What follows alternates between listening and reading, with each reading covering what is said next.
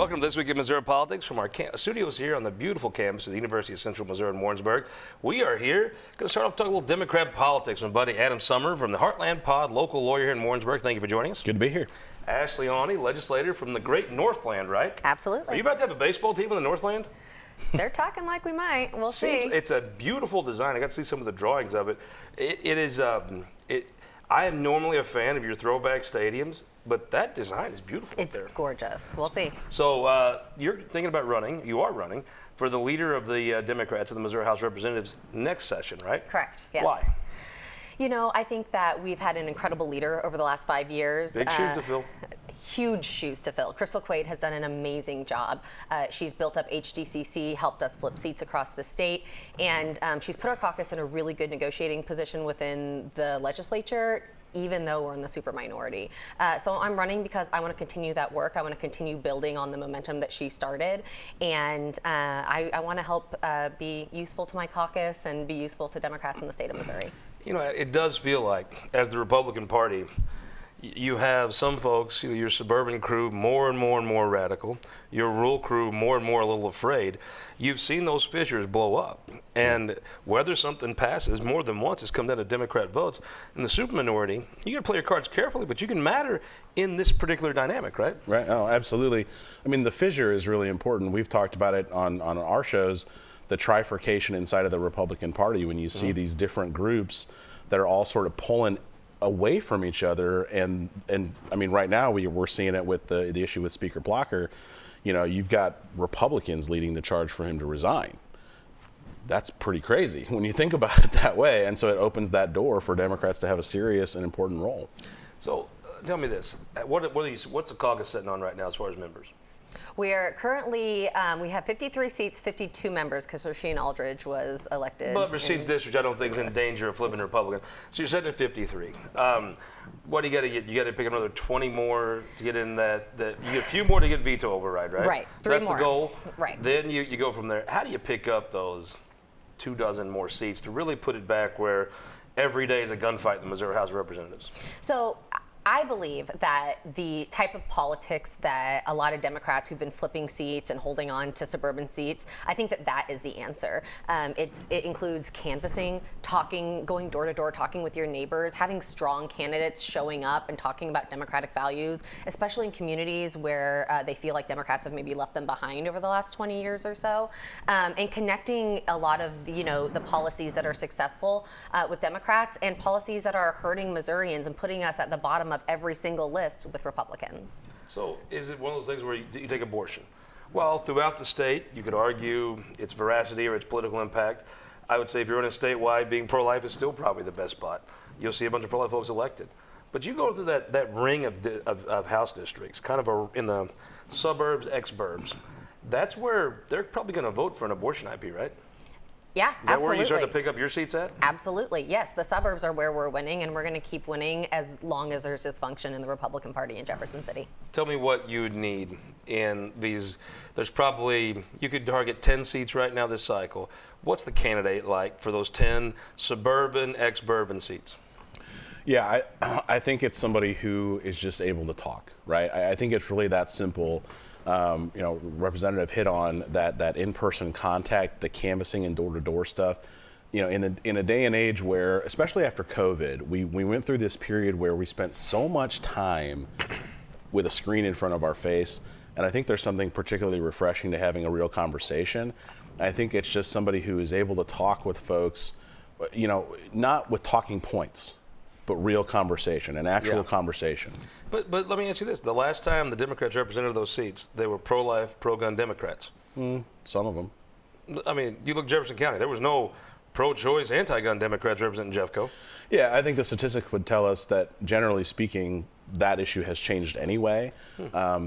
All of the recent polling shows us that, I mean, look, there's got to be a reason why our Attorney General and our Secretary of State are spending most of their time, from what I can tell, they're not doing much else other than trying to fight against the initiative petitions for abortion. Why are they so scared of these initiative petitions? Because they know that the numbers tell us they're going to pass. I think he knows. They're not scared of them. They want to rile up pro-life voters in their primaries, right? I mean, I think that that's a big part of it, of course, because they've gone as far as they possibly could, Yes. and now they have to run on something abortion-related. What's the worst thing in politics? I'll ask Adam because you probably can't admit this. Getting what you Getting want. what you want. Then, Yeah. then where you You at? lose it. And now you're kind of engineering fights and working. Well, we've to fight talked about that language on out. guns, right? Like, Yeah. how do you talk about guns in Missouri? You can't get more guns. We got them all. How do you be more pro-gun? Okay, so in these House races, give me the type of candidates that you can turn over, and the caucus that you would lead has 63, not 53. Well, the type of candidate that we are recruiting and that we're seeing flipping seats are the types of candidates that we've seen flipping seats, right? Like Adam said, they're personable. They're able to talk with folks and connect the values that Democrats hold with the challenges in that person's life and make them see the value in voting, the value in engaging in their local politics, and making sure that we have a large tent for our candidates, because Isn't that what's going to come down to? it really is. I mean, making sure that we have the Republicans right. are narrowing their tent. If you don't enlarge yours, you won't be able to pick up on the loss there. Right. Donald Trump is still very popular in this state, but he's not popular in those 10 districts we're talking about, right? Nope. And that's your in, right? You have an abortion, you have Trump, and you could raise enough money and spend it well, and take Crystal's model, and you chip away, right? Right. Interesting. Incremental. Tell me how you turn this around statewide. I think it's the same basic model. I think when you talk about being pro-life, what we're missing is that when you talk to people about what's actually going on in the abortion politics, statistically, people want it to be legal at least at some level. What Bill Clinton say, safe, legal, and rare, Right. and don't talk about it? I think that's regular people. So when you're looking at that and you go, okay, you don't have to be pro-life. You just have to, again, it goes back to that conversation with folks. And when you talk about extremist policies, when you can connect, I think what Representative was talking about were these dinner table issues, and say, look, this is a dinner table issue. You This tell is me a this, health can a issue. statewide candidate win Johnson County that's pro-choice? Can they win Johnson County? Yes. No, but Can they get 40% in Can they Johnson get County? enough percentage? That's Can what they get matters. 40? Sure, absolutely. Being pro-choice. 45. 45. Yep. Can someone win Johnson County being pro-choice on the statewide ticket? I think yes. I do. Interesting. I do. On these statewide races, when I've actually walked doors with you and observed this, Yeah. you've won races that you probably statistically shouldn't have won. You've had to fight twice to win your seat. I can't think of the last time a leader in the Democrat caucus was from a swing district, but to me that gives a very different perspective. How would you explain to a statewide candidate, well, this is how I went and won Republicans over to vote for me? Well, for the record, Crystal flipped a seat before she became minority Yeah. leader, so Yeah, she's been doing it. And I think the value in that, for what it's worth, is when you're leading a caucus and you're trying to gain members and really demonstrate the value of the work it takes to flip a seat. I've done it. I've lived it. Crystal's done it. She's lived it. So it really shows that value to members, and it gets buy-in to the caucus too. So as a statewide candidate, what would you tell them? I would say that it all comes down to, my background is in marketing and messaging, so I will say it comes down to messaging, strong messaging, and making sure that you're connecting the things that folks are struggling with to the ways in which Democrats are proposing policy to help them. So you take the U.S. Senate race, right? I think it's very hard. If Donald Trump, he won by 20 the first time, then he won by 15. So I assume he wins Missouri by somewhere between 10 and 15. I always thought Chris Koch, the number was somewhere around 11, 12, 13. If he won by that much, he couldn't make it up. How does a Senate candidate make up that deficit after Trump? I think that a statewide candidate, specifically a Senate candidate, gives folks a permission structure to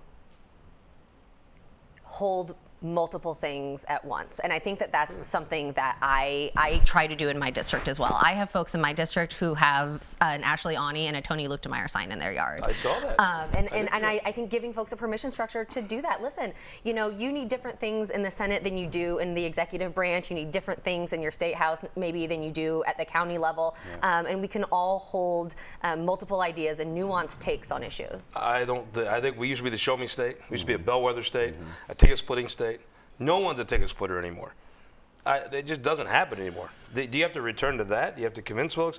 Yeah. How do you tell somebody statewide, hey, this is a winnable race? How do you do that? Yeah, I think that's a good point, that we've seen less and less of that in the last couple of decades. But I don't think that means that that's the way it is forever, right?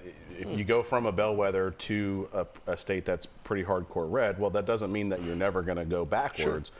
So there's certainly a version of things where this could be the cycle. 24 could be the cycle where Missouri becomes a more purple state. And especially, you can't ever discount the fact that Donald Trump is Donald Trump in Missouri. Josh Hawley is not as popular as Donald Trump is in the state of Missouri. And so you've got two different things going on. And I think you can find people who would support Donald Trump and not support Josh Hawley. Can Josh Hawley be defeated in 2024? Absolutely. Really? Is it possible? I think it's possible. Who's the other? Who defeats him? Oh, I think it's Lucas. I think he's the right candidate for it. I appreciate it that other folks want to throw their hat in the ring. I think when you stack Lucas Kuntz up against Josh Hawley, what you have is, I like to tell this joke that Josh Hawley is all the things that I actually am. That's what he likes to pretend to be. I'm a rural lawyer, family man in the state of Missouri. I live in the state of Missouri, right? So all the things that he pretends to be is what I am. Lucas has proven by being here and doing that work, and he was, he lost his primary, and what was the next thing he was out doing? He was knocking doors. Does Lucas Kuntz have a little bit of that vulnerability on realism and being real that you just referenced in Josh Hawley?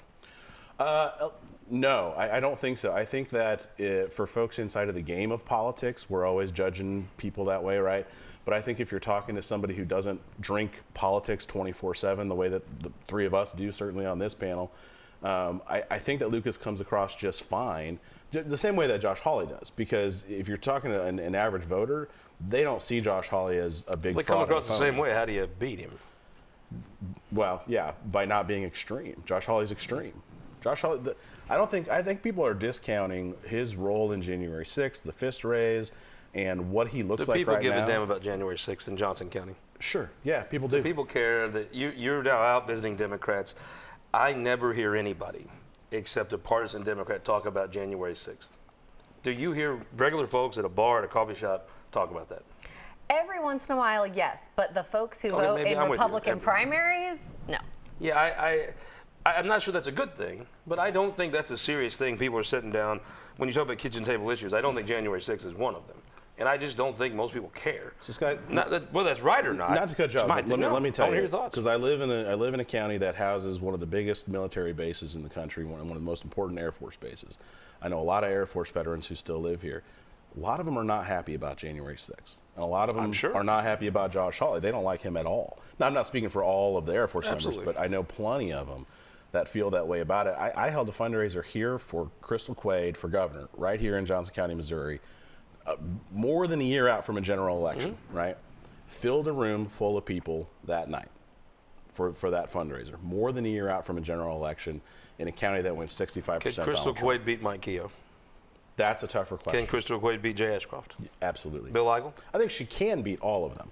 I think Keogh's obviously the tougher opponent statewide. She could beat Mike Keogh? I don't know if she can. I think that would be her toughest. Can she beat Jay Ashcroft? Can she beat Bill Eigel? Yes. Interesting. Thank you for joining us. I look forward to, as the cycle unfolds, look forward to seeing your race for Florida to unfold. Heartland Pod, how do people find it? Heartlandpod.com. We're on all the places you find your podcasts. Look for the Heartland Pod and the 3 green leaves. Great. Guys, thank you so much. We'll be right back with our opinion maker panel. We're going to bring Ryan Johnson's tall self in here after this. For more than a century, the St. Louis Carpenters Union has shaped our communities. Through trusted alliances, we deliver skilled professional craftspeople while our business partners provide the kind of quality jobs that keep our economy humming. It's a blueprint that has worked since 1882. Turning Missouri into a right-to-work state stalls progress, wipes out jobs, and kills momentum. Right to work is wrong for everyone. Let's keep Missouri moving forward. Visit carpdc.org to learn more. Data captured by our state-of-the-art monitors helps us pinpoint the timing and location of severe weather more accurately and respond to trouble more quickly. Ameren Missouri's investment in smart technologies like this is one way we're improving reliability and restoring power faster than ever. Responding to trouble before trouble hits. That's energy at work. Ameren, Missouri. Welcome back to Weekend Missouri Politics Opinion Maker Panel time. The tallest man in the Republican Party since Abe Lincoln, Ryan Johnson, Cass County Commissioner. Welcome to the show, sir. Thank you for having me. Representative Terry Thompson from Lexington, Missouri. Thank you, sir. You still got it marked, right, where the cannonballs hit the courthouse, right? Yes, sir, we do. beautiful town. Thank you. Representative Keri Ingle, thank you for joining us again. Thanks for having me. And Manny Abarca, Jackson County Council, correct? Yep. Nice. Welcome back to the show. Thanks. Keri, let's start off. His pen is much larger, but you have a representative pen. That's right. The leader of your chamber's come under fire a little bit recently. So I found there's almost two takes on this, right? One is, I didn't like Dean, he should go. The other is, well, he made a mistake, but maybe a little cart before the horse here. Where do you fall? You know, in my time in the legislature and prior to that, we've seen several scandals come down on especially our speakers, and I think this one pales in comparison to prior speaker scandals. I think that we have a House Ethics Committee that is perfectly adept at handling the situation at hand, and that we will do whatever they tell us to do. The House will make it happen. And John, I love your perspective on this. You've been an activist at the top of the heap. You're now an elected official. You've seen both worlds. It feels like to me that if what we know about it is the extent of it, he screwed up, made a mistake. Where does this end up? Is that mistake like a terminal leave office thing? Is it your weekend thing? Is it you stay in office, you don't run for lieutenant governor thing? Where's it going to fall? You know, I wish I could accurately predict, but it does make one long for the days of Todd Richardson. I'll say that off the top. Having said that, though, I mean, Dean is a capable and adroit politician beyond anything. He definitely has a challenge in front of him. Having said that, though, does he resign from the Speaker's office? I seriously doubt it, unless it's some sort of a broader, deeper deal that is necessitated as the circumstances unfold. Does it wound him in his lieutenant governor's race? Absolutely. Is it a fatal wound? I think that remains to be seen. One, Holly Rader was a tremendous candidate for this, and probably the front runner before this. I mean, she's just a very good politician. Representative, let me ask you. So I've heard folks talk to several members of your colleagues. It comes down to, some of them think, was there an intent here to truly defraud, or was this a mistake? It doesn't justify it, but it's a mistake, and that's kind of how they come down. Let's ask you, from what you've read about this, I know you're not on the ethics committee, but you talk to folks. Do you think he intentionally was trying to swipe some money from the state, or he's made a mistake? I do not. I respect the position of the speaker, and then also, as was said, I mean, we have the ethics committee to do their part, and I feel very comfortable with both. You get to sit across the state and watch this upriver a little bit. By all means, I got my own problems. But my point is, if it comes down to just the rules of politics that generally apply to everybody in different flavors and forms, if he came down and he filled out his expense reports wrong, I can't imagine what's wrong with wanting a different software program. But I can see people not agreeing, but not sinister. But if he filled out his expense reports incorrectly, do you leave office over that? Yeah, I think it's hard. I mean, the voters are ultimately going to choose his fate, right? And so I think you're starting to lose credibility when you have these types of incidents happen to you. Fair. And whether you choose to move on or not, the voters are going to set that tone. So we'll see what happens come next time. Interesting to me. Give me a prediction. Does Dean Plucker speaker in May of this coming year? I think so. Is he going to be your speaker through the new term? Absolutely. What do you think? Yes, sir. Yes, unless he has to make a deal along the way. Interesting. I almost think it was fortuitous for him to see the U.S. Congress going through this, how hard it was for them to get a speaker. That's almost like an interesting parallel. I don't think anybody wants to be in that spot. I think it's more than a parallel. I think it's on purpose. I think that it's art imitating life, imitating art. When we're the baby version of Congress. You know, when we saw the ousting of Speaker McCarthy, I said, give it a minute. They're going to come for Dean, and here we are. Wow, it wasn't even a minute. It was give it a second. Yeah. Let's talk about, speaking of Congress, Cori Bush, the outspoken congresswoman from St. Louis, is now being challenged by a very formidable politician, the circuit attorney of St. Louis County. Wesley Bell, a very talented politician, defeated someone that I was shocked even he came close to, in Bob McCullough. Tell me how the tea leaves read. This is a serious race, right? I think it is, realistically. I mean, and depending upon who jumps in that race, I think that may change the dynamic a little bit. But he also has a formidable candidate against him, right? I mean, we saw this kind of same setup the last round 2 years ago. And the reality is, an established politician that's going to take on this Cori Bush persona, I mean, there's a lot of foot troops there that are going to go after him for this. And so I don't know where it's going to end up. I don't know enough about St. Louis politics to determine if those ground troops are going to swell large enough to save the congresswoman again? I agree. This is not a free shot because those folks will remember this when he's up for election. Ryan Johnson, I mean, it feels like to me, this was, I don't think he was planning to do this until the Hamas attacks earlier last month. After that, and Congresswoman Bush's support for the Palestinian cause, I think it may have rallied some folks. Wesley Bell's a very bright guy. I think this became possible because of some support in the Israeli community in St. Louis and maybe nationally to take her on. You know, the squad has proven that they are fairly adept at surviving these kinds of challenges. Yes. So I would definitely give the advantage to Cori Bush, quite frankly. Having said that, though, the real wild card, of which there are a few, one, does this turn into a three-way primary? A three-way primary always favors the incumbent. Yes. But the other wild cards at play here are groups like AIPAC. You know, AIPAC has changed its strategy over the years, where they have put, the American Israel Public Affairs Council. And I've been, as an example, on a Midwest Christian Leaders tour of Israel through AIPAC and their sister educational foundation called the American Israel Education Foundation. This is a powerhouse organization that used to hold the premier bipartisan lobbying event in grassroots, where they would spend $100 million on a conference in D.C. to lobby people on the Hill. Well, in the last few years, they've changed their strategy to where they've taken all of those resources and put it into a super PAC. If AIPAC engages in this race, to take a scalp as an example, Cori Bush, that could really change this race entirely. Representative, it does feel like the Cori Bush's supporters, boy, I bet they're hard to move. But there's a lot of folks in that district that support her, but not hardcore. She has a large group of folks that are going to be for her. I don't think it matters. It's almost like some folks with Trump. It doesn't matter what she does. She could shoot a person on Del Mar. It's not going to matter. Like Trump could shoot someone on Fifth Avenue. He was right. They would have still supported him. I think there's a sizable group of folks that will support Cori Bush no matter what.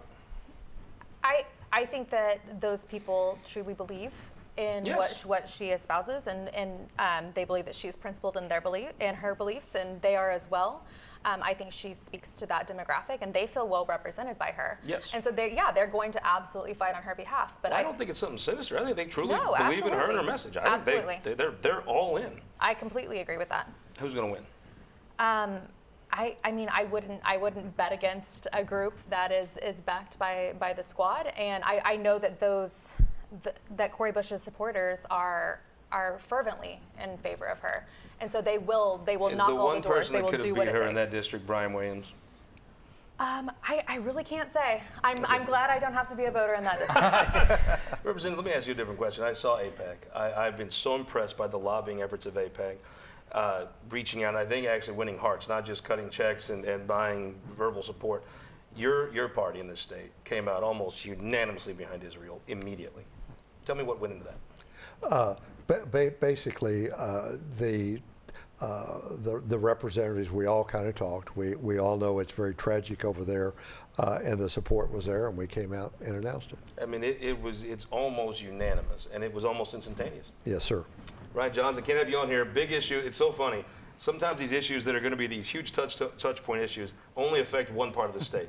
But I would say one of the hottest issues coming in is going to be a landfill issue you've been very outspoken about. Landfill could be going into Kansas City on the southern tip by Cass County. Tell folks the situation, and I understand you might not be in favor of it. Vehemently opposed to the idea of a landfill a mile and a half from my house. So this would be half a mile from the Cass County-Jackson County line, right on the other side of one of Cass County's premier neighborhoods, and then right in the heart of the city of Kansas City and Jackson County, of an area that's currently zoned rural residential. So these are people who have fulfilled their American dream with their 3, 5, and 10 acre tracts. There's an elementary school right across the street. There's a church right across the street. Break this down for me. The question that comes to me is on Clean Line. We didn't want people buying our land. We didn't want people telling us what to do with our land. Sure. In this, you want to tell people they can't sell their land to the landfill, right? Well, so what we want to do is be able to empower local government as a representative of its people to be able to execute a half a mile or now in a what would be then 1 mile buffer zone to make sure that they could not put a landfill 1 mile from city limits, and that's it, and that's all. And the way that that section of law is written is it is local to Kansas City, so it doesn't impact or affect the folks in St. Louis or Springfield or other parts of this beautiful state that we live in. It's really a local matter, and so I'm hoping that the state legislature will change their position from last year and decide to support what the local property owners currently want to have happen, and that's no landfill in their backyard. Representative, the House seemed to support that position pretty fervently. That's correct. There was a lot of support in there. And I think that every representative up in the Kansas City area got called or notified. I would not want it next to my house. And, you know, I think that what we had was really good. What do you think? I mean, I think this passes the House about 8 ways of the weekend, right? Absolutely. And, you know, like Ryan, this affects my home and my district as well. Then it gets sit across the rotunda, and I'm not sure it passes there. So, I mean, when it comes to bills in the rotunda, that's generally where they go to die. So that's not completely surprising. Senator Bratton's been the most outspoken person on this. Can he get that done? I think it won't be him by himself. I think that there are other senators that are going to be involved in the process. What do you think? I mean, I assume folks are calling you about this too, right? Ironically, I am the lone person who didn't vote against putting a landfill there, so I've got some heat from that. But that was less about a landfill and more about the way of politics blowing through our chambers. So interesting. Give me a prediction. Will there be a piece of legislation passed the Missouri Senate that blocks this landfill? I think it's 50-50 at this point. There are a couple of senators who I have the utmost respect for that we need to say their piece and then sit down. Whether or not they will sit down, I'm not so sure. One of the senators that's for stopping the landfill, maybe apologizing to one of those.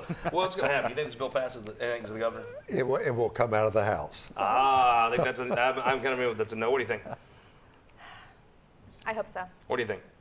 I think there are going to be powers at play, including Jackson and Cass County. They're going to fight this. So, with a minute left, who won the week? Ooh, who won the week? I would have to say, actually, the ATU and the Sunrise Movement in Kansas City putting the ballot initiative to renew the sales tax for the buses. I think that's critically important. Who won the week, Keri? Democrats. We're talking about all the scandals happening both in Washington, D.C. with the lack of a speaker and then our own speaker's problems. Who won the week? State Treasurer. He came out to my district. He's going all around. He's talking about and promoting MoBucks, which is very needed for everybody. He's taking time, getting a lot of phone calls. State Treasurer. I always think of old Wendell Bailey when I hear MoBucks. But Yes. Vivek's a nice guy. Who won the week? I've got two. My old friend and boss, Jeff Rowe, you know, he is consistently the only Republican consultant nationwide that makes Donald Trump react to him in a way that takes him seriously, in a way that denotes that I think they actually fear him. And so he has definitely winning the week as well as winning this political season so far. And then I would also say Dr. Bob Onder, with the $500,000 that he's put into his campaign account and the all but for sure pending announcement that he's running for lieutenant governor, I think he's destabilized that primary field and really come out ahead. I am going to say Brock Williams, the son of Brian Williams, the absolute costume of the year. We call him Brock Prime. He was Deion Sanders. He was outstanding. We hope you'll win the week next week by joining us here on This Week in Missouri Politics. This Week in Missouri Politics is sponsored by the Missouri Automobile Dealers Association, Ameren, Spire, and the United Electric Cooperative.